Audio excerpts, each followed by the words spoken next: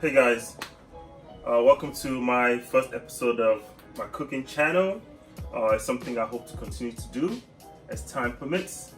But today I'm going to be making asaro or yam porridge. This is Ghana yam, and this is just something that I want to just do. So it's like my brunch / late breakfast meal for today, or lunch, whichever one. But the idea is to make a flavorful dish out of this roots vegetables. I guess this is a vegetable, but it's called yam. This should be able to feed about 2, 3 people, but I'll make just enough to kind of showcase in here. We have the yam, we have crayfish, which I'm going to use for seasoning. I had this crayfish in a bag, but I poured it in this thing, so it's called crayfish. We have tomatoes, we have pepper. I love habanero pepper, so we got that, and we have onions. I have a broth that I may use to boil something the other day, so I might use it, but I don't necessarily have to. But here's the seasoning I'm going to use, called the Knorr cube. I'm going to use probably 2 of these ones to season it.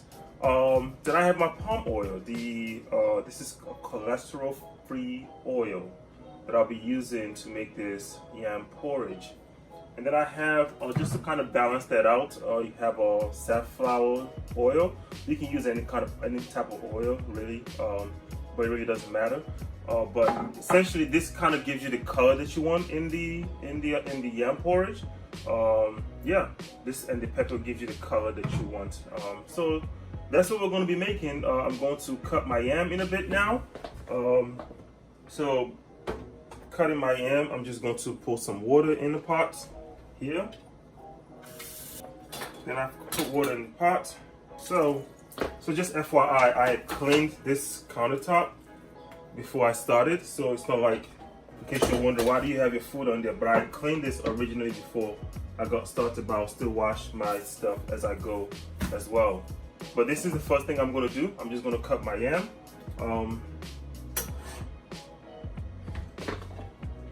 It all depends on how you, again, I'm going to cut this into cubes for easy, so it can cook faster, and also it will just make a good chunk in the yam porridge whenever we finish making it. I'm just going to cut this into cube, and I put water in the pot because if you don't do that, the yam can dry out, can kind of like start changing colors real quick, and I don't like that. So I'm just going to cut the back of this out. As you know, I like to sit when I cook sometimes, so I have my own kitchen stool that I sit on when I'm cooking. So my first video, so I'm just trying this out, but hopefully it turns out well.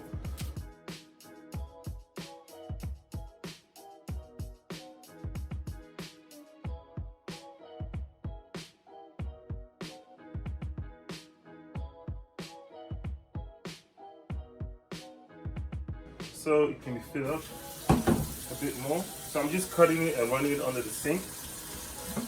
It's all part of the washing steps for the yam. So in here I'm just going to trash it, but growing up in Nigeria, they used to take this and dry it up and then turn it into flour, like yam flour, or similar to pounded yam. But in this case I'm just going to trash it. I've cut my yam, and now I'm going to soak it and I'm going to come back and clean it up. Step 2 is to blend my tomato, onions, and pepper. And this is just vegetables to add color to your yam.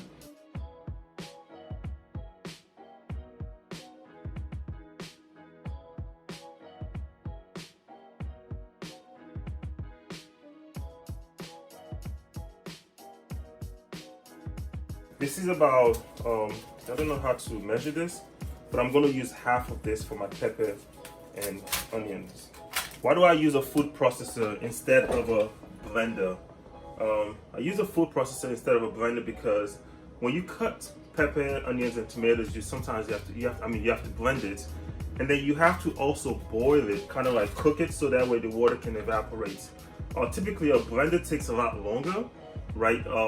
Because you have to use water, but the food processor makes your blending a lot faster. and it eliminates the next step of actually evaporating the water out of your pepper when you need to cook it.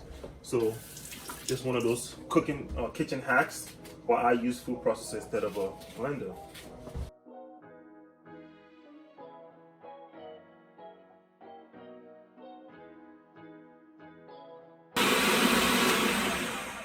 Alright, so this yam needs some cleaning, so I'm just going to come back and clean the yam. Alright, my yam is clean. I'm just rinsing it out now. So I've cleaned my yam, and I'm going to put it on the stove now. I've added a teaspoon of salt to it, and I'm covering it up. I'm going to use my wok because it's one of my favorite tools in the kitchen. Favorite kind of pots in the kitchen. But what I'm going to do now is actually prepare the base for the yam porridge, which is going to be taking this pepper and kind of cooking it, kind of frying the pepper as a base for the yam porridge. Yeah, so let's get started with that. To do this one, while the yam is cooking, I'm going to put the fire on this one to start making. And while that is going, I'm going to give this another blend just to kind of break the stuff up a little bit more. Keep in mind that because this is tomatoes and this is vegetables, when it gets into the thing, it's going to kind of break up eventually. So I'm not looking for a pureed version of this pepper and blended ingredient. I'm just looking for it to kind of break up enough so that way I can be able to fry it and turn it into the sauce for my yam porridge. So I typically cook like a medium-high heat most of the time. So yeah, this is going to cook for about 10-15 minutes, and this is going to fry for about 5 minutes or so. Once it gets hot, then I'll add the palm oil to it. So I'll be right back. This pot is getting hot now. You can kind of see it. So just to kind of, because people are going to follow this instructions, so I'm just going to measure up what it is that I'm making or how I'm using it. So far I've used 3 tomatoes, one half of an onion, and 3 habanero pepper, just and 3 habanero pepper, right? So, and I'm going to use 2 cubes of, I'll list all this thing down eventually. And then I've also used a teaspoon of salt for my yam. So I used about 2.5 pounds of yam so far, and I'm boiling it. This is 2.5 pounds of yam that I'm making right now. So I'm just going to measure about half a cup, a quarter cup of oil. You see, that's enough. And because I've been so used to cooking, just like this is about half a cup of oil. Right, I'm just gonna pour in it. That's way more than enough for this meal that I'm about to make right now. Yeah, a little less than half a cup of oil. So this is gonna be making itself. So I'm just gonna basically take this and put it in here and let it cook. One of the best things in the kitchen for pots that doesn't have cover is this. It helps you avoid splatters, right? Because I'm gonna cook and I don't have a cover for my wok. Most woks don't come with covers, so I have this to kind of cover my stuff so I don't have splatters all over the kitchen. You can see this is steaming up. I'm gonna put it away. I like to clean up while I cook, so as I'm using my ingredients, I'm putting them away so I can have a clean kitchen. So I ended up not using this one, but I'll keep it here just in case I feel like I need more oil once the pepper gets in here and it's not coming out the way I want it. But I think for now we're good. So this is hot enough. I'm just gonna take this and transfer it into the pot. So essentially, what's gonna happen is, let me put this here for now. Let's put this here for now. Yep. Look at that, man. That looks good. I'm just gonna cover it to avoid splatter. I'm gonna put this away. Crayfish. So I'm gonna start my seasoning now. So I'm gonna add my crayfish. So let me just measure that one as well, just for the sake of clarity. I'm gonna put about a quarter, because this is about just a little, 1/8. I think 1/8 of this should be fine for me. It's enough. It's just to kind of give you the flavor and seasoning that you're looking for. For no, typically the different ways that I use my seasoning, I typically get the powder one, but I use this one in this case so it's easier for people to follow. So I just kind of break it down up a little bit. This is hard to break. Voila. It's good to go. I'm just gonna pour it in here as part of my seasoning. Right.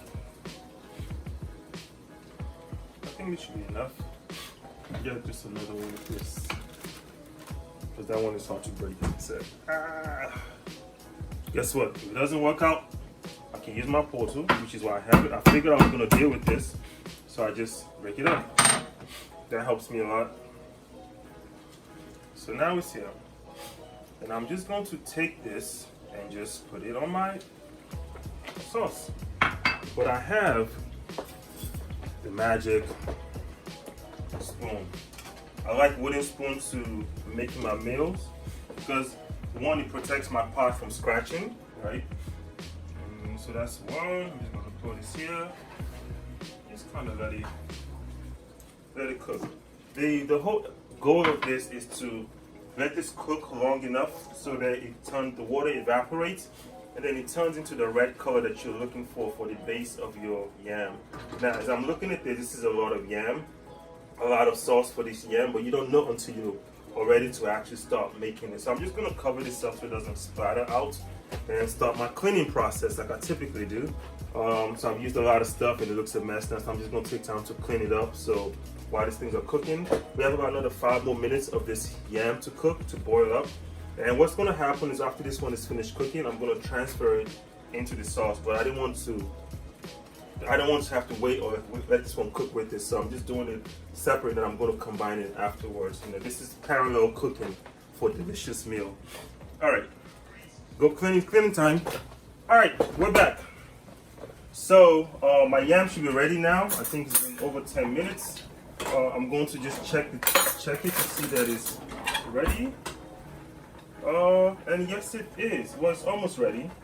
So this must be a good yam because it's taking about a little longer to cook. So what I'm looking for is for me to be able to dig my fork in it all the way and be able to come out. But this is a very thick yam, so. But by all accounts, it looks like it's actually already ready. Actually, it is ready. Yeah, this is ready. The yam is ready. It took us about 12 minutes to make it. So I'm just going to drain the water for the yam now. I'm going to drain the water out. It takes a long time, but I'm going to just drain the water out. Now that the water is drained out, it's just time now for me to, I'm going to gauge whether or not this is ready for the sauce.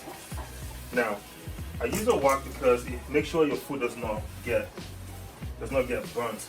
Now I can tell by looking at this that depending on how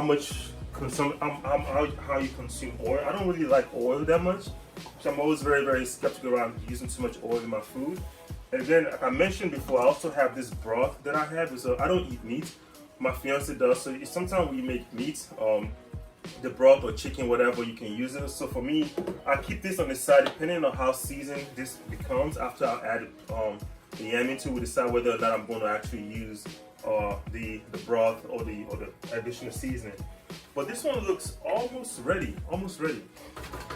It's if I can kind of bring it up close to the camera, you can kind of see it. This has a good texture, a good taste to it. It's not too oily, I guess, but I'm going to cook it just a little bit more. I'm going to break this up a little bit because it's a pretty big chunks of yam that I have in here. I could use a different spoon, but again, I'm just going to use the same spoon. I'm just going to scoop some out into a different bowl, right? Into a different bowl, just enough that in case, right? Just scoop some into a bowl. And I'm now going to take this yam and just dump it in it. Just like that. Just enough right there. Right? And I'm going to mix my yam up. Mix it up, mix it up, mix it up, mix it up, mix it up, mix it up, mix it up, mix it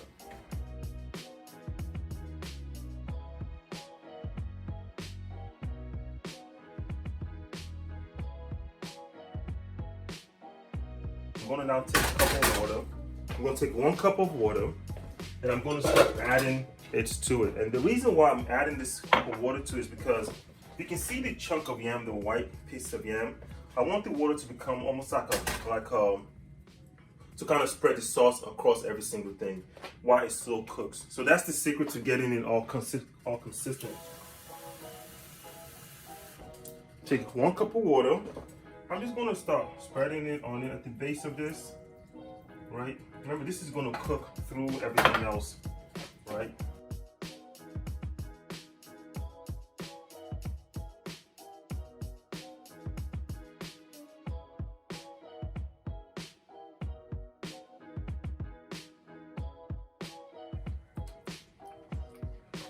Delicious. I'm gonna let this cook for another like about 5 more minutes. I'll mix it again. Make sure it's just enough now, and I still have more pepper left. I'm just gonna mix the rest of this one. Remember, at this point, it's really not about the goal of the yam porridge. It's not that you have all the yam. It's really just about the texture and flavor. That make sure the texture and flavor are well in. And sometimes you don't want your porridge to be all pasty, so you want that chunk. You want enough chunks in it, and enough color. Now, this is yam that's just made in a certain way. I'm going to use more of a metal thing for this.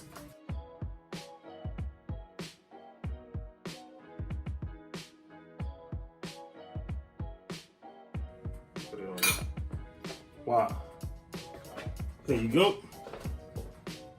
So now you have your asaro that is made from scratch. So here's a first taste of this asaro that I just made from scratch in the kitchen. Let's see what she thinks. She's not a pretender, I'll tell you that much. You're not gonna see her. They're not gonna see you. But, okay, they're not gonna see me. Yeah. It looks really good. Can you give me a small taste? A smaller taste? Yep. She's kind of skeptical. Like, no, it's the professionals. They always give you a small taste.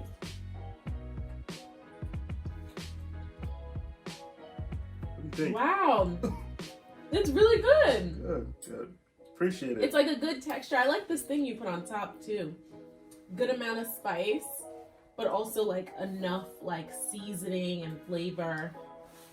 Thumbs up. You'll have it now. This asaro just made in the kitchen. So again, this is my first time doing cooking in this kitchen, but it took us less than 30 minutes, about 35 minutes to actually make this entire thing. Again, between talking and such, but again, you see, I made a yam separately, made a sauce separately, mixed it all together, took my time to build the consistency of what I want, and now we have a meal to make right now. Thank you guys, I'm gonna go enjoy this. I'm not one of those people that make videos so they can just show it. I'm gonna go eat my food right now. Thank you guys.